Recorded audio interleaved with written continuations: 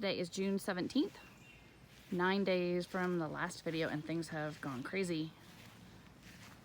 There's the sunchoke and the sunflowers and basil bed, and the other sunflowers are growing up. There's going to be big sunflowers, hopefully 16, 18 feet. We had to take out the golden zucchini because it reached its max. And these are the other sunflowers. And then we have a bunch of different tomatoes that we're doing in grow pots. We have spots for 2 more. We're just waiting for them to get big enough to put there, and then we'll do the Florida weave with the T-posts along that as well. And so we have a bunch of different heirloom varieties, mostly heirloom. They're doing really well this year. Indeterminate and determinate, which is kind of new for me as well. These are some chocolate sprinkle tomatoes, which they're really coming along nice. And some of our bigger guys, he's gonna start setting fruit. And we've got some nice fruit coming on this. There'll be a slicer. And then we're doing one as a trial in the ground. And those are some nice Jubilee slicers. And then here's some other guys. They're just coming right along. The beans have taken over. They have won the container war. And we're starting to get some nice little purple potted beans growing out with just some beautiful little flowers. Pretty much what I wanted it to look like. Over here in the brassica bed, well, brassica and mixed bed, we've got our cucumbers are starting to grow up here. And those are some flowers. The Brussels sprouts are coming right along. You can see those little sprouts just coming up. And we've got some jambalaya okra coming up real nice there. Supposed to be prolific. Chives. Some Japanese bunching onions, which have been great for just cutting and then using. And then this is the pepper bed, and we have a multitude of peppers in here, which they're doing pretty good. Our little Mad Hatter, look at these cute little peppers. Those not adorable. They're spicy with a citrus note, and they have a kind of a flat bottom to them. And banana peppers, dill, these are lunchbox peppers, some hot peppers, some cowhorn peppers. Trying to nurse this purple bell pepper. I don't know what's going on with you, but you got some blooms on the other one. This one, I don't know if it's gonna make it. I'm not having great luck with peppers this year for some reason. I think I'm overwatering a little bit. Here's the tomato that we thought was gonna die. Trying to grow it out of its issue. It's getting a bunch of blooms on the top, so we'll see.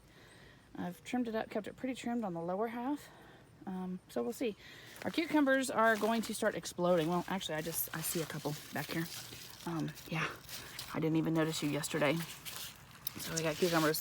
There's another one I didn't even notice yesterday. These are the ones that the time of season right now is cucumbers, zucchini, and squash will grow to the size of a small child overnight. And our lemon cucumber over here, our little volunteer, is just going nuts. Planted directly in the ground. You can see we've got some of those coming up too.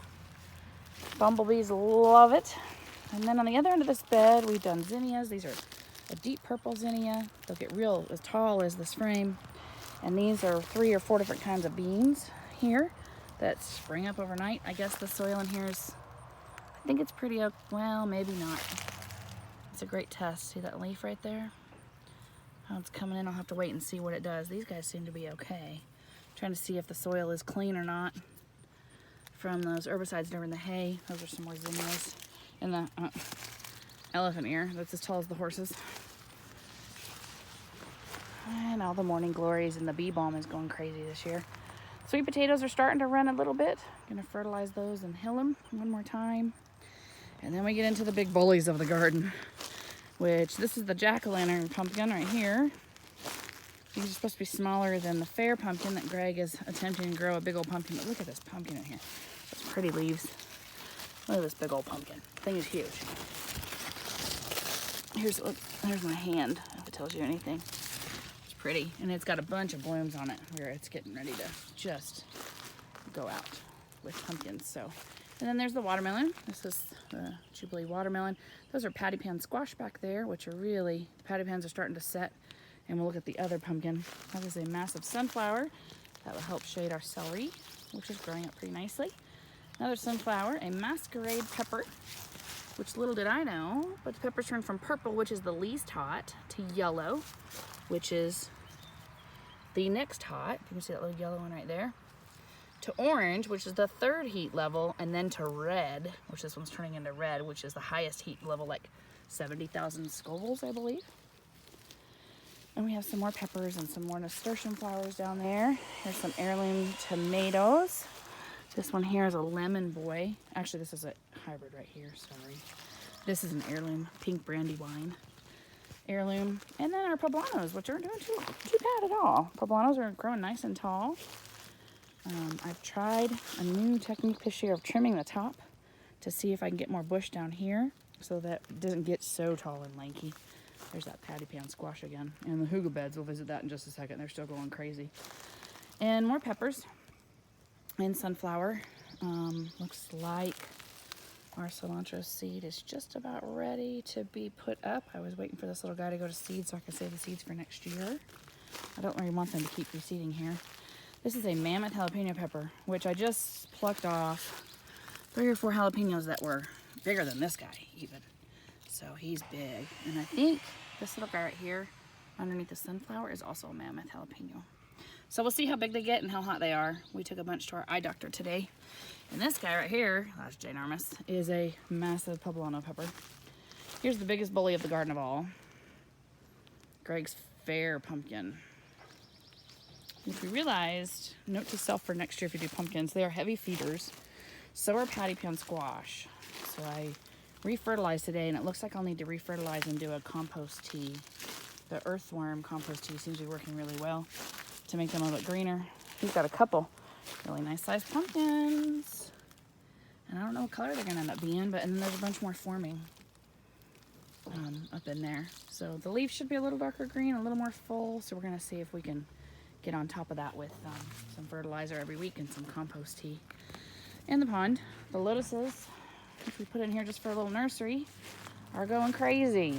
I guess it helps to be able to fertilize them.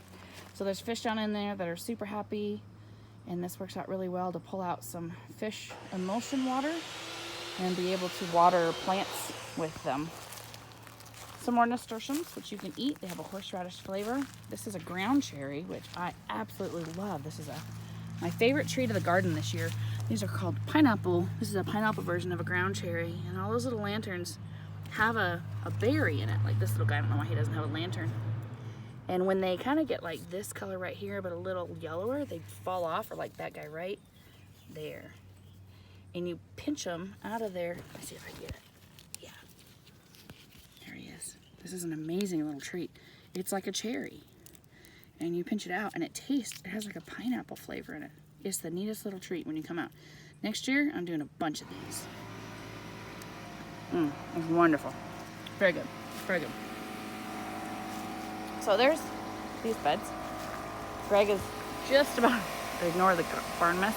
Greg is just about done. He is putting the finishing touches on that chicken coop since the babies need to get in the chicken coop. The Jerusalem artichokes are doing fantastic in the ground. They're struggling a little bit in that pot, but they're doing really well in the ground. Can tolerate the heat much better in the ground, of course. And these will be tubers that will eat kind of like a potato after a couple of frosts. So let's go around. We just got our yard sprayed, so it's kind of dead, but it'll come back green here as soon as all the other stuff dies off.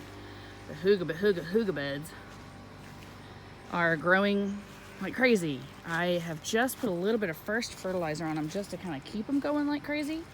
Look at how deep red or green those things are. The basil is just a beautiful, beautiful color. It's time to trim it down. This is the zucchini bed. We've already taken a bunch. It's like a big old canopy in here. You can see how many are getting ready to, all the male and female flowers that we have in here.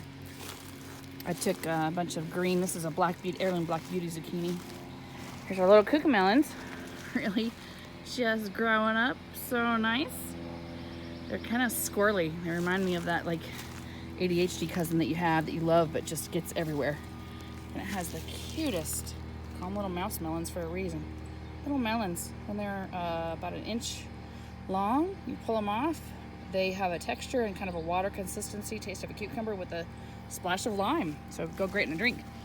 Armenian cucumbers, which are starting to trellis, so that's a good thing. I think I see another zucchini out. See the butt end of that zucchini? These are huge zucchinis. And then in this bed, it's set up similar. There's the horses. Hi, guys. There's that cucamelon again with some salvia down there for pollinators and Armenian cucumbers that I need to help trellis up there. And then the squash. These are the ones that turn into small children overnight. like this one. This one, no kid you, yesterday was like the size of that one right there, maybe a little bit smaller. So it's like overnight, and you can see up in there how many. I mean, Greg wanted squash, that's his favorite vegetable. He's getting it. And I probably picked off 7 or 8 last night to take with me today to give away to friends and the eye doctor and stuff. So they're doing great. I gotta clip this guy back, he's doing so great. Purple basil and some companion plants. So let's walk around to the back. Hi boys, what you doing? You good farm dogs. You're such good farm dogs. So the the shade garden bed, which is weedy. I don't know what to do. I don't know if you should do this next year. I don't think you should do this next year.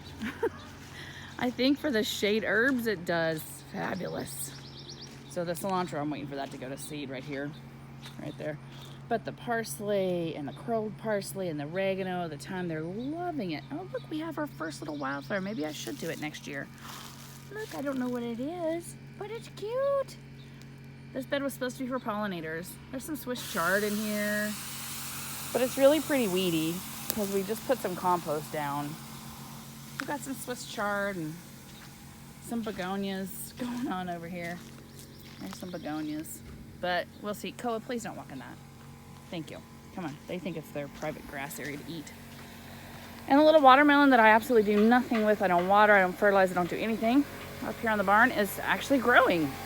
And it only gets like, I don't know, 3 hours of sun a day. Oh look, there's Greg. You can't hear us. So it's actually growing. I cannot believe it. This is an icebox watermelon, so it's gonna be a little bit smaller. So we'll see if it can survive there because it's a wet area. So we'll go around the back of the barn to the potatoes and sunflowers, which, much to my surprise, we took off all the hay from the potatoes and then we re-hilled them with soil. They are not doing bad. And I actually even have, which I don't know if I'll be able to find them right now, flowers on them. So I don't know. We might get potatoes after all. Who knows? And then I interplanted some zinnias in here, so we'll see how they do, just because there was some space in there and we needed to attract a few more pollinators over here. And then this is the bully in the back of the house.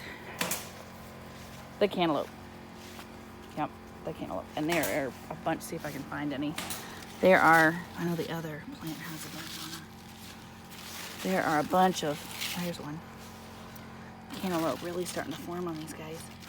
And there's a bunch of little baby ones too. So we should get some good, I'm hoping we get some really good cantaloupe. There's another one.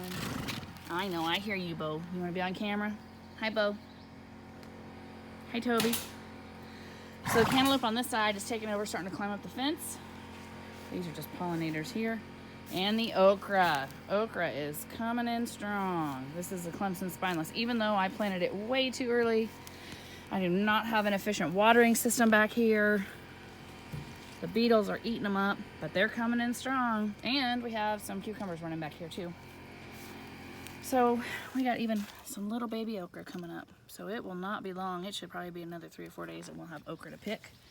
And once you start picking okra, it's just a full-time thing. And the sunflower. Hi, Toby, what you think? You're a sweet old man. And another bully on this side. Another cantaloupe plant. One single plant. This is one plant, mind you. And there are a bunch of cantaloupes on this guy too. Let's see if I can find him. There was a big one in here. I'm not sure where he went, but he's in there. And then my other ground cherry, which I think I already picked off all the ground cherries of this guy. Oh, no, I didn't. Here's one. Oh, such a fun surprise. Everybody should have ground cherries in their garden. Get off my ground cherry bugs. See how yellow that is? And the longer you let them sit, the sweeter they are. They're amazing. Oh, it's so sweet. So yummy. And then we have some, added some lettuce. I'm gonna do a little experiment. You can see the little babies popping up there. I am trying lettuce in a partly shaded area, and I'm just gonna see if I can harvest it early. Lettuce is really a cool weather crop, but I heard that some people can grow it during the heat. So there was a throw out tomato from my potting bench, and I don't know where that squash or cucumber, whatever it is, came from. I don't even know what it is. And then this is my potting bench. These are all tomatoes that I have grown from seed. And these guys are early girls. I need to go ahead and get those planted out in that front bed. This was a trial of separating the roots out to see if I had them all grown in one pot, separating them out to see if I disturbed the roots that much, would they go ahead and take root. And it looks like they're not super happy, but they're doing okay. They weren't as big as these guys. These guys, see how there's 3 in there? This was an experiment just to see could I split them out, and they do okay. Those were strawberries from the hydroponics earlier. I'm trying to bring those back to life. And then, oh, I better get you in the ground too, huh, buddy? A bunch of different tomatoes down here that I need to pot up. So that's the garden tour for this week.